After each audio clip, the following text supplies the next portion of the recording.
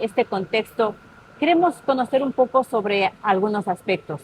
Desde el enfoque de cuencas hídricas, ¿cómo han modificado los diques de Mera, de Shell, Fátima y el Pambay la dinámica natural de los ríos en los últimos años?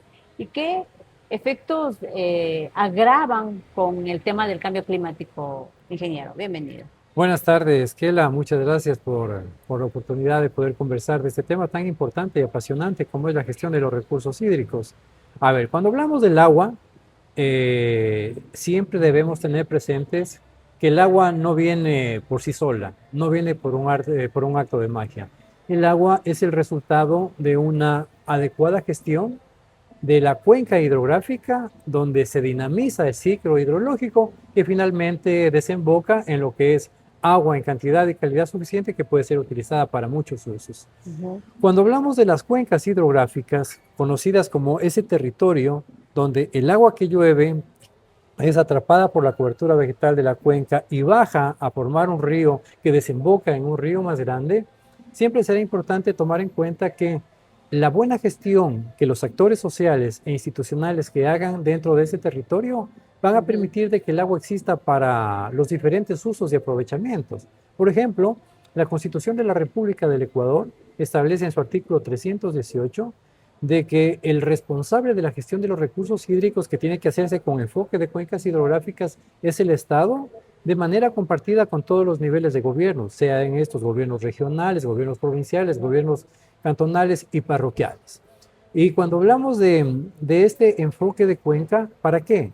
Para que haya agua. ¿Agua para qué? Primero, para el consumo humano. Segundo, para garantizar la soberanía alimentaria. Tercero, para garantizar que quede una cantidad adecuada dentro de los ríos que garantice el adecuado flujo de especies, poblaciones y comunidades de toda la ictiofauna que vive dentro de los ríos.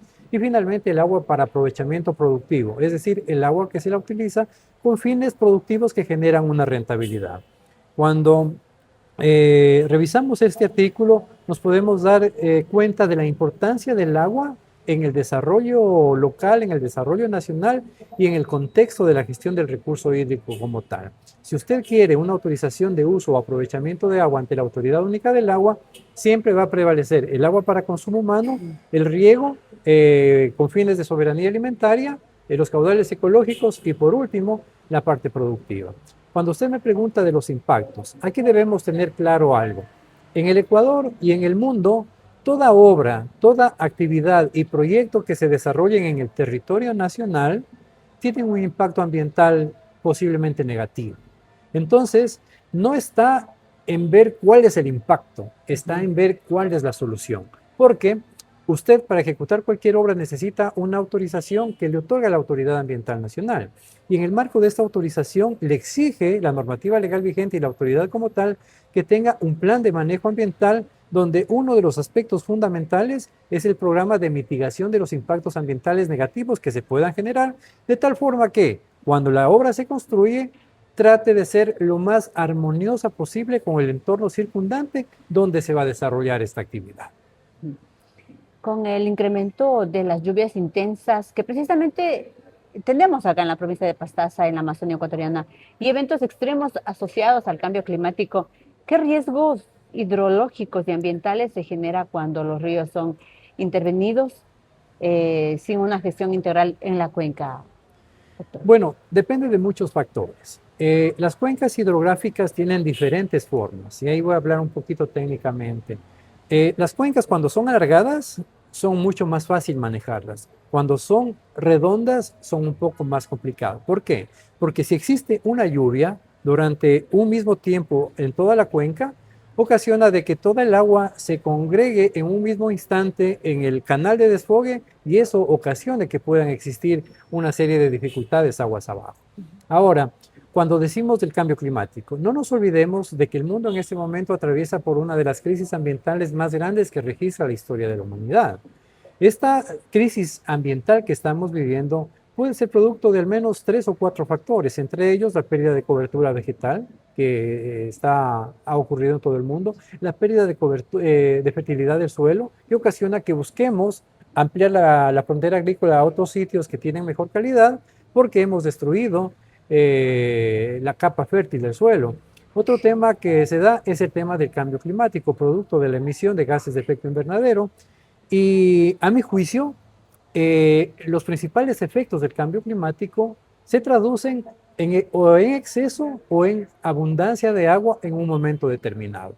Estamos en un momento en que no sabemos cuándo es verano, cuándo es invierno.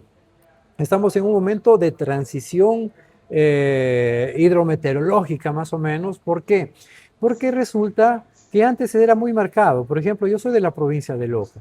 En la provincia de Loja, en mi tierra, en Celica, teníamos muy marcado de que el invierno entraba en diciembre y terminaba a inicios de mayo, y por eso la gente empezaba a sembrar a inicios de diciembre para empezar a cosechar en junio, julio. Han habido momentos en que este régimen ha quedado totalmente por fuera y ha ocasionado grandes pérdidas, sobre todo en la agricultura. No nos olvidemos, cuando hablamos de escasez de agua. El año pasado, el Ecuador enfrentó una crisis hídrica que incluso ocasionó de que hayan racionamientos de energía eléctrica en el año 2024, producto de que no tuvimos la capacidad de producción hidroeléctrica por falta de agua y por falta de lluvias y falta de agua en las represas como tal. Y cuando hablamos de intensas lluvias, que es lo contrario, no vayamos muy lejos. El año 2022, el año 2023 fueron años, y el año 2024 y 2025 también han sido años en los que el país ha experimentado una serie de desastres naturales producto de la gran cantidad de lluvias que han habido. En el año 2022, recuerdo, en La Maná, un pueblo entero fue arrastrado por la lluvia, producto de las grandes lluvias por un lado, pero producto de que la cuenca, aguas arriba, prácticamente estaba desnuda, y agua que llega, agua que se va, y con la fuerza que coge el agua al no existir cobertura vegetal, va arrasando con todo lo que encuentra a su paso. Y como por lo general nos ubicamos en las riberas de los ríos, el agua siempre va a buscar su cauce. Casos como la Gasca en Quito, que también generó este aluvión y ocasionó incluso pérdidas humanas. En Sangolquí ocurrió lo mismo. El año anterior, la provincia de Loja se vio azotada por una serie de aluviones que ocasionó grandes pérdidas, incluso humanas, en la zona de Chahualpama, en la zona de Puyán o en la zona de Celica. Y así tenemos una infinidad de casos e historias que vienen ocurriendo ya de manera recurrente, como digo, en algunos casos producto de que es muy probable que el cambio climático se transforme en sequía, y en otros casos en abundancia de lluvias en un momento determinado, y al no tener la capacidad las cuencas hidrográficas como para poder almacenar esa gran cantidad de agua que llega, vienen estos problemas aguas abajo. Y ahí la importancia de que técnicamente clasificar a la cuenca al menos en tres tipos, en tres momentos: la cuenca alta, donde se debería proteger; la cuenca media, donde por lo general se encuentran asentados los medios de producción; y finalmente la cuenca baja, donde se encuentran asentados las poblaciones que necesitan agua para consumo humano, agua para producción hidroeléctrica, agua para la producción económico-productiva y para satisfacer sus necesidades. En el tema recreativo también. Efectivamente, no nos olvidemos de que uno de los aprovechamientos que la Constitución y la ley le otorga a la posibilidad de usar el agua es para el aprovechamiento con fines turísticos, para envasar el agua, para utilizarla con fines industriales. Eso está en el cuarto nivel de aprovechamiento del agua, conforme lo establece la Constitución de la República del Ecuador. En base a lo que hemos conversado, estimado ingeniero, ¿qué criterios técnicos deberían aplicarse para compatibilizar la protección de los recursos hídricos con el uso recreativo y turístico de los ríos, sin comprometer su capacidad de adaptación al cambio climático, que es lo que estamos hablando? Depende del ángulo con el que lo veamos.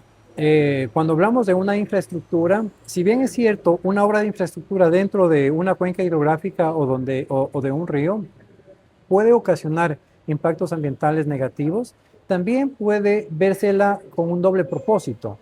Porque, por ejemplo, se puede convertir en una obra de adaptación frente al cambio climático. Se me viene a la mente un caso que ocurre en Tungurahua. En Tungurahua se han generado unos diques en los páramos, de tal forma que cuando llueve con gran cantidad de agua, estos diques ayudan a retener el agua en el páramo y ayudan a mejorar su capacidad de retención o de regulación hídrica. Y en época que deja de llover, estas represas van soltando poco a poco el agua y existe un flujo permanente de agua en el caso del río Ambato, que también es utilizada para consumo humano y para riego. Siempre van a haber diferentes visiones y posiciones respecto a cómo manejar el recurso hídrico como tal. Obras hidráulicas ayudan a una mejor gestión de la cuenca y a un mejor uso y aprovechamiento del agua siempre y cuando se les dé el debido tratamiento y que cumpla con la normativa legal vigente. Ya llegando a la parte final, ingeniero, ¿qué recomendaríamos a las autoridades? Porque la competencia básicamente recae en el tema de los GATS a sus niveles que están cerca de lo que es las cuencas o los ríos, precisamente de lo que estamos hablando. ¿Cuál sería la recomendación ustedes como conocedores de la materia para poder darle un buen tratamiento a los recursos hídricos acá en la provincia de Pasto?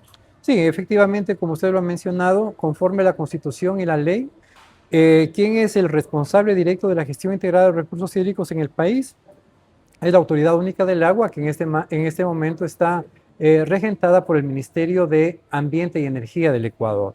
Adicionalmente, junto a la Autoridad Única del Agua, los gobiernos autónomos descentralizados, tanto conforme lo dice la Constitución, aunque no existan, regional, provincial, cantonal y parroquial, requieren realizar un trabajo conjunto con la Autoridad Única del Agua para que los diferentes actores sociales que son parte de un territorio, desde sus diferentes intereses, necesidades, problemas, puedan contribuir a que se haga una gestión adecuada. Ahora, ¿cuáles son las recomendaciones a las autoridades? Bueno, siempre será importante que toda obra o proyecto que se desarrolle en un determinado territorio, primero que cumpla con toda la normativa legal posible, de tal forma de que esos mecanismos tengan el respaldo jurídico pertinente. Segundo, que más allá del aprovechamiento que se le quiera dar, siempre se considere de que la obra o el uso que se le pretenda dar al agua debe estar concatenado con la protección de la fuente hídrica en la parte alta. Porque si, por ejemplo, yo voy a utilizar el agua con fines turísticos y si no cuido la cuenca alta, es muy difícil que yo tenga esa materia prima que va a permitir ese flujo de negocio que va a ser el tema turístico. Si yo necesito agua para consumo humano y no cuido la fuente, va a ocasionar lo mismo. Entonces, la recomendación es de que más allá de que cumplamos con todos los aspectos técnicos y jurídicos para tener las autorizaciones debidas para implementar las obras, es importante que de la mano vayan con un buen plan de protección hídrica, de tal forma que garanticen el agua en cantidad y calidad suficiente para la obra que se pretende hacer y sin comprometer el derecho humano al agua que tienen especialmente las comunidades que viven en los entornos hidrográficos donde se establecen estas obras de infraestructura. ¿Puede entonces de pronto, ingeniero, ser o estar a la par con una compatibilidad el turismo con la conservación de los ríos? Efectivamente, puede existir un acto de coexistencia entre lo uno con lo otro, porque si yo tengo recursos hídricos en abundancia y no los aprovecho, como que es contraproducente. Pero si necesito aprovecharlos, si necesito ejecutar obras de infraestructura, tengo que hacer que las obras sean lo menos impactantes posibles en el entorno ecológico, de tal forma que exista esta coexistencia entre la obra de infraestructura y el entorno natural pertinente, de tal forma que no, así como se brinda un beneficio a los usuarios de este servicio que se pretenda dar, también exista un respeto por el entorno ecológico que me va a dar agua en cantidad y calidad suficiente para el desarrollo no solo de mi proyecto, sino del entorno hidrográfico en su conjunto.